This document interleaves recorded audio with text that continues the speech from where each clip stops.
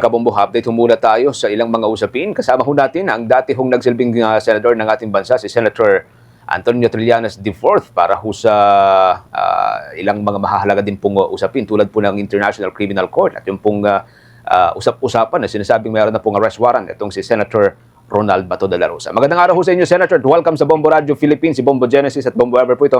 And thank you for joining us sa Bombo Radio Philippines sa Bombo Network News. And unang-una ho siguro na nais ho namin maitanong ho sa inyo, yung pong, kasi itong weekend ay naging usap-usapan, yung pong sinasabing pag-aresto kay Senator Bato. In fact, may mga nag-post ho dito. May mga impormasyon ho ba kayong nakuha tungkol ho rito? And pwede ho bang mai-share sa public, Senator? At this point in time, ang masasabi natin ay I will neither confirm nor deny anything.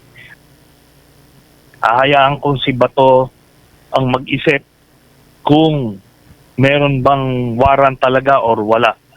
Kasi kung sinasabi ng mga government agencies na wala pang warrant pero hindi pa rin siya pumapasok, yan ang gagawin kong basihan para mag-file ng ethics case laban sa kanya dahil hindi siya pumapasok sa Senado. At yun.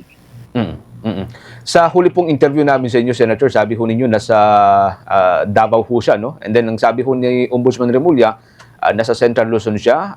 Ano pong update ho dito, Senator? I maintain na nasa Davao pa rin siya. Kaya yun na nga na minsan nagpo-post siya sa kanyang social media na ay lumalabas siya, pero kung lumalabas siya sa kung saan-saan pero hindi siya pumapasok, lalo magiging basis para makasuhan siya ng ethics case sa Senado. Kasi may mga lumalabas na report na parang nagkaroon na rin po ng pagpupulong, yung pong mga arresting officer. Although wala pa naman ho yatang na ilalabas na official copy ng warrant kung meron man ho talaga. Ngayon, hypothetical question, kung sakali pong merong warrant of arrest laban po kay Senator Bato, ano pong pinakamainam na gawin po both sa part po ni Senator Bato at sa part po ng Philippine government, Senator? Kung meron ng arrest warrant talaga, ang mapapayo ko kay Bato wag niya nang pahirapan yung sarili niya. Dumiretso na lang siya, mag-volunteer siya, magpa-surrender siya at samahan niya si Duterte dun sa dahig. Kasi, di ba, sinasabi naman niya talagang parang anak-anakan siya ron, di samahan niya. Total, sila naman talagang dalawa yung magkasabwat. Kaya libo-liboy ng mga nangamatay na tao nung war on drugs nila na peke naman. Dahil ito ay ginawa nila para lang pagtakpan or para lang mapatay yung mga karibal ng kanilang drug lord na si Michael Yang. Sa government, siyempre, kailangan nilang i-track kung nasaan si Bato at para ma-enforce nila yung warrant. Pero ano kasi, kung talagang napaghandaan ni Bato ito na magtago talaga, hindi rin naman natin masisi yung PNP na hindi ganun kadali na maghanap nung gustong mawala yung ayaw mag... Sa ngayon po, wala na po si General Marbil sa Philippine National Police, being the chief dati nung ipinatupad po yung warrant against kay dating Pangulong Duterte. And para-retire na rin po si General Torre.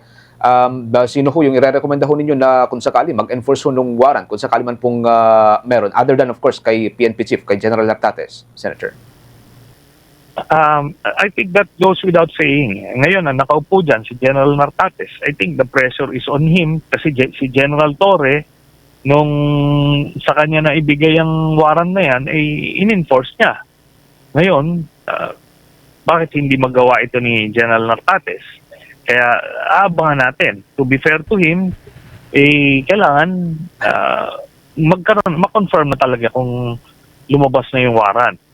Pero still, it's incumbent upon the PNP as an organization to track itong whereabouts ni Bato para kung ready na sila with the warrant, masaserve na nila kaagad.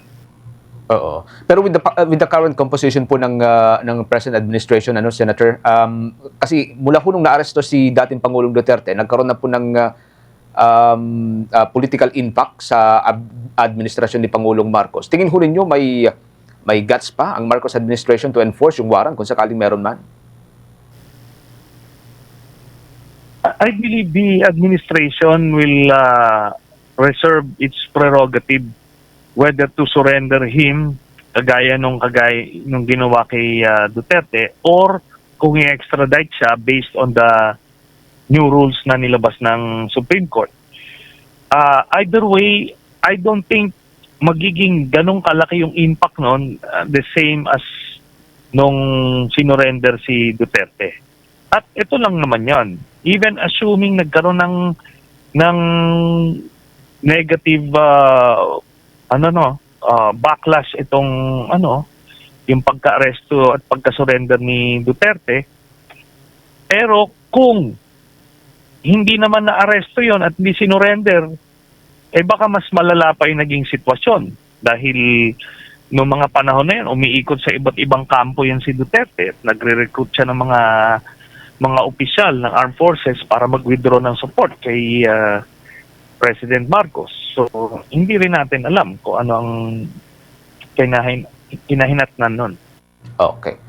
Bob Wever, with your questions? Alright. Going back po dun sa nababanggit po ninyo na nasa Davao si Senator Bato, nung naaresto po kasi si dating Pangulong Duterte, may usap-usapan noon na dito sa Manila isinilbi po yung warrant dahil kung ginawa daw po ito sa Davao, baka nagkaroon po ng madugong service of warrants. Considering yung wide support nga po kay dating Pangulo, paano kung dun po isinilbi yung warrant laban kay Senator Bato, kung meron man, ano po kaya yung possible po na mangyayari po dito? Palagay ko hindi naman magiging ganong ka parehas nung kay Duterte kung sakaling doon sinerve yung warrant niya, no? Kasi siyempre mas malawak yung political base ni Duterte, marami siyang mga loyalista diyan. Pero kay Bato hindi naman ganong kalalim ang loyalty nila. At I'm sure pag in-enforce ng PNP yan, hindi ganun security risk. Doon po sa pagkakalam po ninyo, Senator, may mga ICC investigator na po pa kayang na kasalukuyan na nandito po sa Pilipinas habang nagpapatuloy po itong issue ng warrant laban kay Senator Bato dahil sabi po ng ICC prosecutor, ongoing pa rin po yung investigasyon po nila. Paminsan-minsan, nagkakandak sila ng investigation dito sa Pilipinas. Kasi consistent naman yan dun sa sinabi ni President Marcos na while hindi na tayo member, pero hindi rin naman natin sila kaaway at hindi sila pinagbabawalan pumasok dito sa ating bansa. So, pero kung nandito man sila, ang ginagawa nila ay purely investigation. Hindi naman necessarily para pang aresto. Ngayon po kung sakaling maaresto si Senator Bato, sa tingin niyo po ba pipiliin pa rin po ng Marcos administration na isurrender siya doon sa International Criminal Court considering yung mga nangyari po after nung pagsuko po kay dating Pangulo tulad na lamang ng Senate investigation at pag-file po ng cases laban sa top officials? Yes, pwede pa mangyari yon kasi hindi pa naman pinagbawalan ng Korte Suprema yung ginawa kay Duterte noong Marso.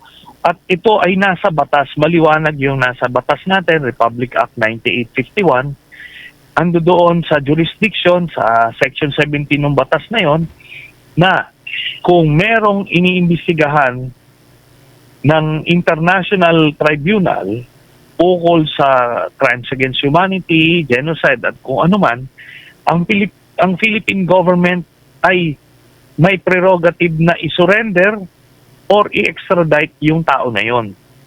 So, ang option na pinili natin nung panahon na yon ay i-surrender si Duterte. Nag-file sila Duterte ng kaso sa Korte Suprema, pero hanggang sa ngayon, hindi pa nadidesisyonan ito ng Korte Suprema. Ang binigay nila na ruling, yung ruling on extraditions. So kung ano yung proseso na extradition. Pero yung proseso ng surrender, wala pa rin. Wala pa rin sila sinasabi. Pero kung babalikan na Senator, yung nangyari noon, may attempt na mapigilan yung pag-aresto sa dating Pangulo kung saan question po ng legal team yung kanya pong pag-aresto. Pero yun nga, gabi na, nagkaroon pa ng fake news na sinabi po noon ni Atty. Raul Lambino na may desisyon na raw po ang Korte Suprema.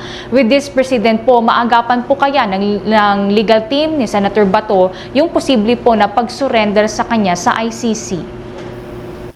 Well, nag-file na sila ngayon ng petition for TRO, pero ang problema nila, wala pang ang ahensyang umaamin na nasa kanilang warrant. So, paano yun? So, premature yun. Pero, nung time na yon, na kay Duterte mismo, nag-file sila ng petition for TRO, may oras pa nun. Pero hindi nag-grant ng TRO yung Supreme Court. Kaya ibig sabihin nun, legally sound yung ginawang pag-surrender kasi nga maliwanag doon sa batas na RA 9851 pwede mong i-surrender at 2009 pa yung batas na yon, hindi naman dinedeklarang unconstitutional yon, kaya yun ang ginagawang basis. Alright, lastly on my part siguro, Senator, kunan na rin po namin kayo ng komento dito po sa naging latest update nga sa kaso po ni dating Pangulong Duterte, wherein naglabas na po ang medical expert panel ng result dun sa isinagawang pagsusuri sa kanyang mental health. Nagsasabi nga na fit si dating Pangulong Duterte to stand trial. Your comment on this po, Senator? Maliwanag naman yon, simulat sa pool na talagang lang nila yan, naghahanap lang talaga yung kampo nila Duterte kasama yung mga abogado nila ng paraan para hindi matuloy yung trial. So, sinubukan na nila yung jurisdiction, 3 beses na yun, paulit-ulit, pero nababasura palagi. Yung interim release, 2 beses na naibasura yon. At ngayon, itong itong unfitness to undergo trial o nabasura na ngayon, ito, hahanap yung mga abogado nila ng butas kasi unang-una, ang laki ng bayad sa kanila Diba? Daang milyong piso ang bayad sa mga abogado na yan kada buwan, kaya sinusulit lang nila yung bayad. Kahit na walang kakwenta-kwentang mga motion, ay tinutulak pa rin nila. Okay.